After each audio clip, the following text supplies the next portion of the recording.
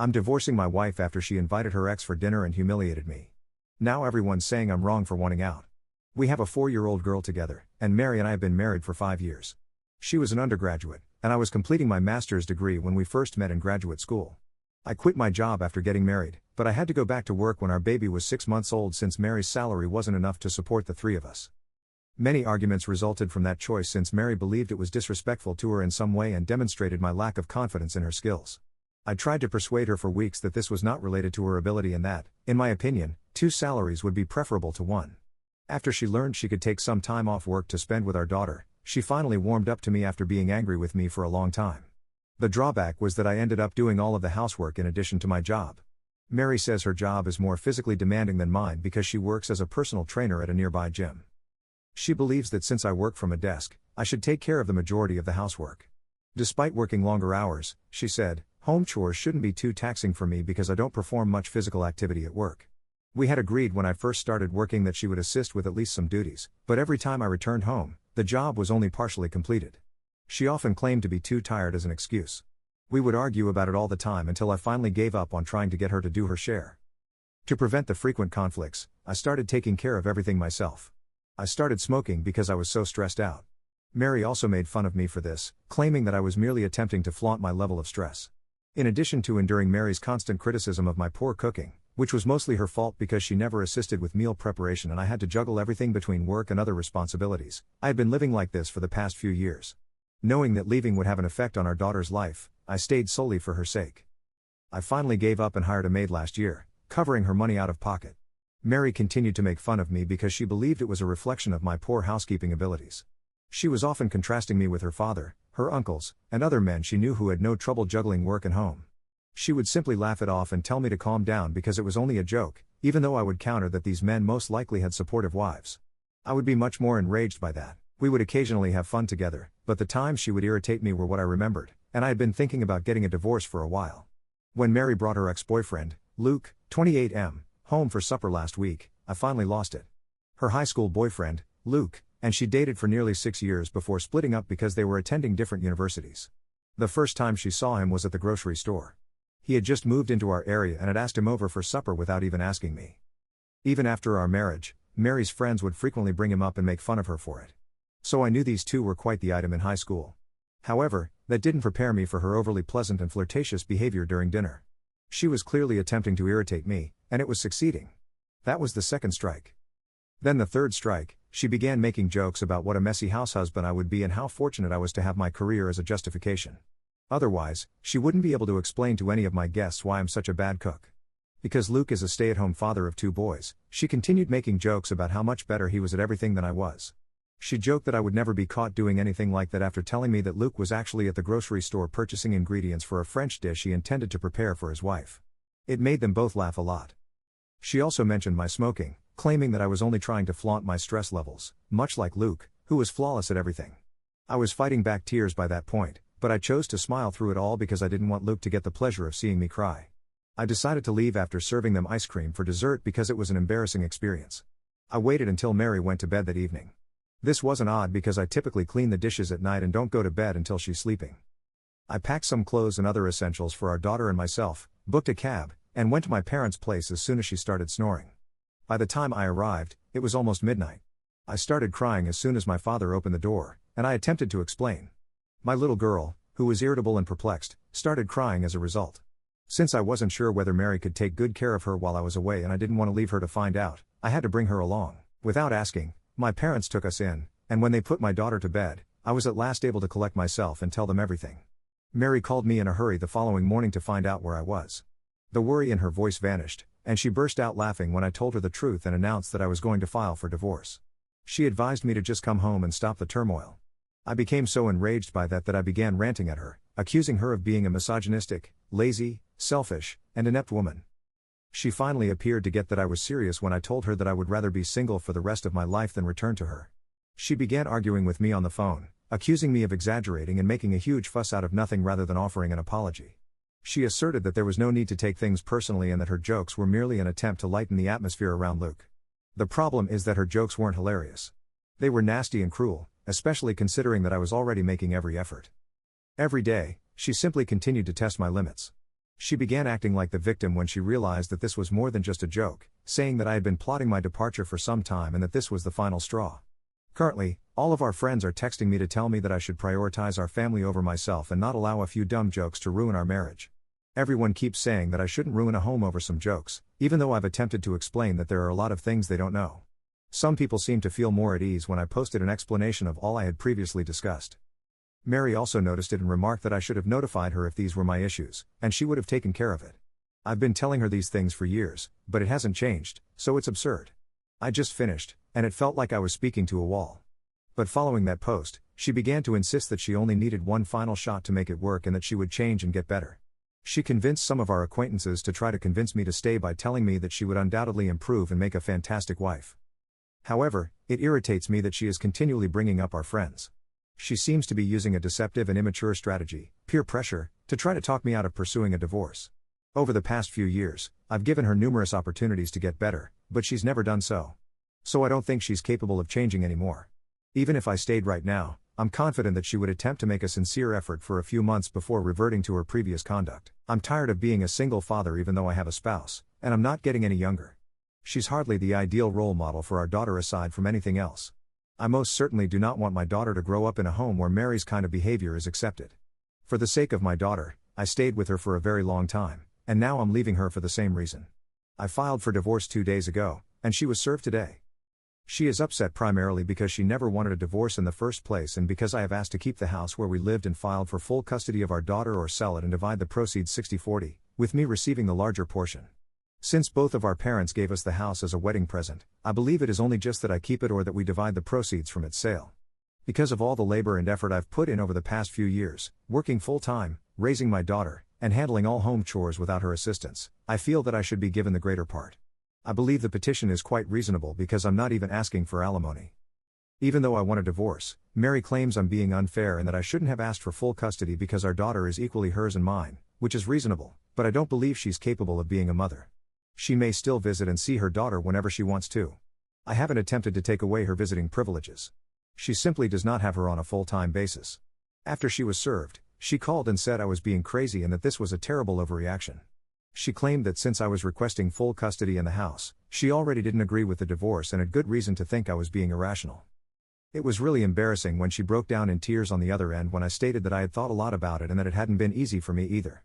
It's very clear from everything I've written that Mary isn't a particularly emotional person, so her breakdown is a huge issue. She was crying and told me, very dramatically, that she had taken everything for granted because she never thought she could bear to lose me one day. She pleaded with me to give her one final opportunity to demonstrate her ability to be a wonderful mother and wife. I had to let her know that my decision was definite and that she had come to the realization a bit too late, even though it was really difficult for me to do so. I couldn't simply return to the life. It was strange and uncomfortable for me to have to stay on the phone and try to comfort her for the following several minutes as she began to cry even more. She eventually stopped sobbing and declared that if our daughter suffered as a result, she would never be able to forgive either herself or me. We might renegotiate the terms of her custody in a few years when she's a little older, so I reassured her that this was only a temporary arrangement. I informed her that although this would be difficult for us both, we needed to strive to be strong for our daughter's sake and make the most of our circumstances. However, she quickly ended the call. And for the next few hours, I didn't hear from anyone. But all of a sudden, our friends have been contacting me once more, telling me that what I'm doing is fundamentally wrong and that I should think twice before acting. They're arguing that rather than being so heartless and self-centered, I should give it some thought since Mary is pleading for one more chance. It was only a handful at first, but now it's almost everyone we know, and I'm beginning to seriously think about changing my mind because I might be the bad guy here. I have no idea anymore. Since my wife doesn't assist me, am I the jerk for requesting a divorce and full custody of our daughter? Hello. Following a very hectic week, I'm back with an update. My lawyer and I have been getting ready for the talks. For the divorce settlement and custody dispute, Mary and I will first meet with the mediator appointed by the court. The actual divorce process doesn't worry me too much, but I'm quite anxious about the custody dispute. Everyone keeps saying that my desire for full custody is absurd, but they don't see the big picture. Our daughter spends more time with me and always has, so I know she favors me. We all know that's not how kids operate, but Mary has always attempted to build a relationship with our daughter just on her terms. Observing Mary's abrupt change into a worried mother has been one of the most annoying aspects of the previous week. She has been making false claims on social media about how much she misses her daughter and how unfair it is that she is unable to see her. She hasn't attempted, but she is welcome to come at any time. These posts have been reposted by a number of mutual acquaintances who have added their own remarks about what a loving parent she is. The truth is very different. Even our daughter's daily schedule, preferred meals, and allergies are unknown to Mary. She called us only recently to inquire if our little one still enjoys dinosaur-shaped nuggets. Due to her current space-themed food obsession, our daughter hasn't had those in more than a year. These minor details cast doubt on her capacity to serve as a main caregiver. Given that I have been actively involved in our daughter's life while Mary has only occasionally done so, my lawyer believes we have a solid case. Everything from the doctor's visits I've taken our daughter to, the parent-teacher conferences Mary has missed, and the daily schedule I've kept up while working a full-time job are all being documented. The financial side of things is a complete disaster. Some preliminary documents were sent over by Mary's lawyer, who is disputing my request for the house. They contend that it ought to be divided equally because it was a wedding present from both families. Conveniently, they fail to mention that I have been responsible for all of the upkeep, fixes, and upgrades throughout the years. The incessant barrage of messages from people who hardly understand our predicament is what's truly getting to me. Even some of Mary's gym patrons have contacted me to express their sadness and to tell me what a wonderful woman she has always been. They seem to be living in a different universe where having a charming personality at work inevitably translates into being a good spouse and mother. My father-in-law's response has been the most unexpected development. He genuinely phoned me to let me know that he understood my decision, in contrast to the majority of our friends who have sided with Mary. He disclosed that during the early years of their marriage, he and Mary's mother experienced similar problems, but he decided to stay and try to resolve them. I could tell how that worked out for him just by the resignation in his voice as he stated those words. All of this has been made possible by the tremendous support of my own parents. When I need to meet with lawyers or take care of paperwork, my dad has been watching our daughter while my mom helps me manage my financial documents. I've come to appreciate how alone and unsupported I felt in my marriage, thanks to their assistance. To be honest, there have been occasions when the tension has been too much to handle. For the first time since I moved out, I found myself reaching for a cigarette last night, but I restrained myself. I came to the realization that my smoking was not a necessity, but rather a result of my marital dissatisfaction. You get clarity in these moments, which is odd. Late at night, Mary has begun texting me lengthy texts that range from tearful pleas to irate accusations. She mentioned in her most recent message that she has been learning how to properly do washing and cooking by viewing tutorials. If it weren't so depressing, it would almost be humorous. At the age of 28, she is only now choosing to develop these fundamental life skills. Screenshots of Mary's private social media posts, in which she offers her perspective, have been sent by several mutual acquaintances. She presents herself as a loving spouse who was taken by surprise by a husband who had never expressed his displeasure. People are accusing me of being cold-hearted and speculating that I may be experiencing a midlife crisis in the comment section. That one made me laugh. It seems like I'm already experiencing a midlife crisis at the age of 35. My lawyer told me not to react to any of these provocations, but to record everything. He claims that when she engages in this type of deceptive behavior in public, it actually helps our cause. It's difficult to avoid feeling under attack from all sides, though. Observing how much more at ease our daughter has been since we relocated to my parents' place is the one thing that keeps me grounded. She appears to be happier overall and is eating and sleeping better. Naturally, she still inquires about her mother, but she isn't as worried about it as she was when we all shared a home and things were tense. Next week is the date of my first mediation session. Even though my lawyer has prepared me for this, I'm still anxious. I'm aware that it will be a challenging process because Mary's attorney has already stated that they intend to vigorously oppose the full custody request. Every day that goes by makes me feel more certain about my choice, even with all the pressure and second-guessing from others. I've been reminded of what a supportive home is like by living with my parents. For the first time in years, I'm getting enough sleep, and I'm beginning to recall my former self before I got so caught up in trying to make an impossible scenario work. As we begin the legal proceedings, the upcoming weeks will be critical. After the mediation session, I'll provide another update. But for now, I just wanted to express my gratitude to everyone who helped me with my first post. When I was most doubting myself, your remarks kept me going. Update 2, Mary paid us a visit at my parents' house today. Since my last update, which was a week and a half ago, I must admit that I was terrified of this encounter. This was most likely our final informal meeting before the actual legal process starts, as we have our mediation session in a few days. Given all of her recent passionate text messages, I anticipated this visit to be contentious. But today's events fundamentally altered my viewpoint on a number of issues. Mary was standing there when I answered the door, looking more put together than I had seen her in a long time. In addition to bringing a small gift bag for our daughter, she was dressed appropriately in a button-down shirt rather than her typical gym clothing. Her manner truly caught my attention. None of the defensiveness or animosity I'd been bracing myself for was present. Even when we were married, she seldom ever engaged in small talk with my parents. She talked to my dad about some local sports and inquired about my mom's garden. Yes. It was embarrassing, yet oddly polite. This unexpectedly normal conversation lasted for approximately 15 minutes before she asked to see our daughter. It took me a bit to answer because the way she asked, not demanded, but asked, was already so different from how she usually behaves. When we entered the living room, our daughter was playing. Her whole face brightened when she spotted Mary. "Mommy," she yelled, dropping her toys and sprinting directly into Mary's embrace. I saw their contact from the doorway. When I brought up our daughter's new space passion in the custody documents, Mary brought a new puzzle, one with spaceships, demonstrating that she had genuinely listened. Mary let our daughter take the lead in assembling it, something she had never done before, and they sat on the floor together. Typically, she attempted to regulate the activities and became irate when our daughter did not precisely follow her directions. Hearing Mary inquire about our daughter's day, her daycare friends, and her favorite aspects of living at Grandma and Grandpa's place truly got to me. She truly listened to our daughter's meandering responses about the treehouse in the backyard and the neighbor's cat. I had never witnessed her interact with our daughter in this way in all the years we had been married. At one occasion, our daughter began to tell Mary about how I prepare rocket-shaped sandwiches for her. Previously, Mary would have made a snarky remark about my culinary abilities, but now she wanted our daughter to show her how. Our daughter took her mother's instruction on how to properly assemble a rocket sandwich extremely seriously, and they spent the next 20 minutes in the kitchen. Our daughter's question about when she may see her mother again was the true turning point. I was struck by the hopeful expression on both of their faces.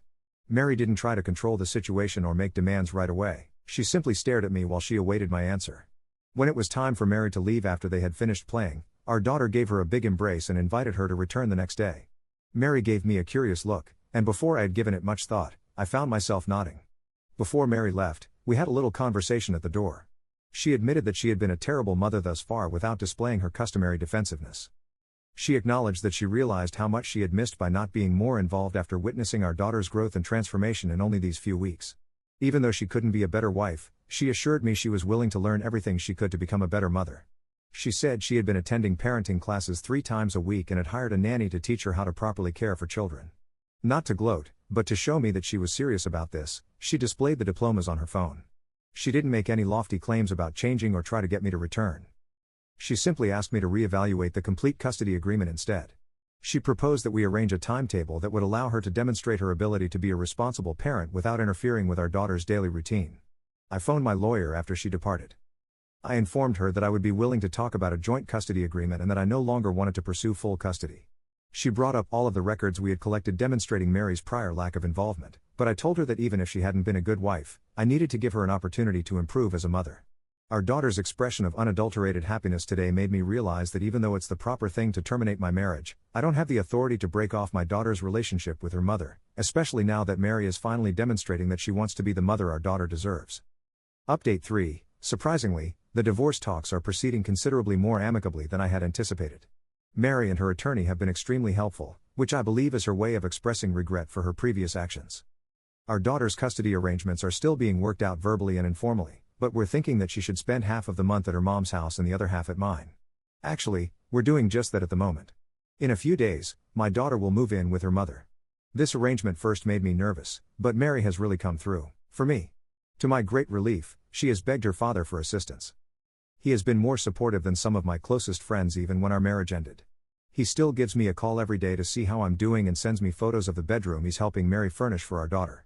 Additionally, the house matter has been settled more readily than I had thought. In recognition of the extra effort I had put in over the years, Mary agreed to sell it and divide the revenues 55 to 45 in my favor. This solution was actually proposed by her attorney, demonstrating their sincere desire to be fair. In addition, Mary has taken a co-parenting course, which was suggested by the mediator but not necessary.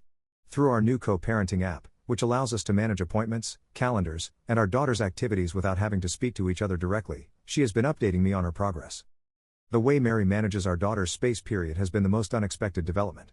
Her apartment's spare room has been converted into a miniature planetarium, complete with ceiling-mounted glow-in-the-dark stars. In order to maintain continuity between houses, she asked me for our daughter's nighttime ritual, which she has been practicing with her father. Since neither of us believes that a 2-week period without seeing either parent is healthy for our daughter, I continue to see her every few days while Mary is away. We've arranged for Wednesday supper with whoever doesn't have her that week and alternating weekends. Instead of rehashing our marital problems, the mediation sessions have been fruitful since they have focused on realistic co-parenting techniques regarding managing school schedules, healthcare decisions, and holiday plans. Mary has been actively engaging, taking notes, and posing pertinent questions. No more conflict on social media or late-night texts. We've set clear contact boundaries. Our lawyers or the co-parenting app handle everything. In a last update, Mary willingly removed all of her earlier posts regarding our predicament and said that we are resolving the matter in private for the sake of our daughter. Through all of this, her father has been an unanticipated blessing. In addition to teaching Mary how to be a parent, he also acts as a mediator between us when tensions arise. He set up a meeting with both sets of grandparents last week so we could have a reasonable conversation about our disagreements over preschool alternatives. In the end, we came up with a solution that satisfied everyone. Our daughter appears to be adjusting to the new situation rather nicely. Although we're attempting to keep things somewhat consistent by bringing her favorite stuffed animals with her when she moves between homes, she is thrilled to have 2 rooms and 2 sets of toys. Without showing any signs of concern, she stopped asking when we were returning home and instead talked about mommy's and daddy's houses. Our lawyers are taking care of the financial matters expertly. With explicit instructions on how much each of us will pay and how the funds may be utilized, we are creating a joint account especially for our daughter's costs. Mary proposed this on her own because she wanted to make sure that our financial obligations as co-parents were transparent. We have a thorough parenting plan that addresses everything from medical choices to education. Even instructions on how to manage future relationships have been included, such as meeting any possible new partners before presenting them to our child. I am aware that there are still obstacles in our way. This is only the start of our co-parenting adventure, and there will surely be setbacks. However, for the first time since it all started, I have genuine hope that we will be able to prioritize our daughter's needs and cooperate as parents even if we are unable to cooperate as spouses. The most important thing is that my daughter is happier than I have seen her in months. Both Mary and I now realize that letting go of the previous hurts is less essential than becoming good co-parents. I'm glad we were able to come to an agreement that prioritizes our daughter's welfare while still enabling us to have deep connections with her. I appreciate all of your help and guidance during this trip. When I was having self-doubt, your advice kept me going and helped me make choices that would benefit my daughter and myself. This community has been an amazing source of insight and strength.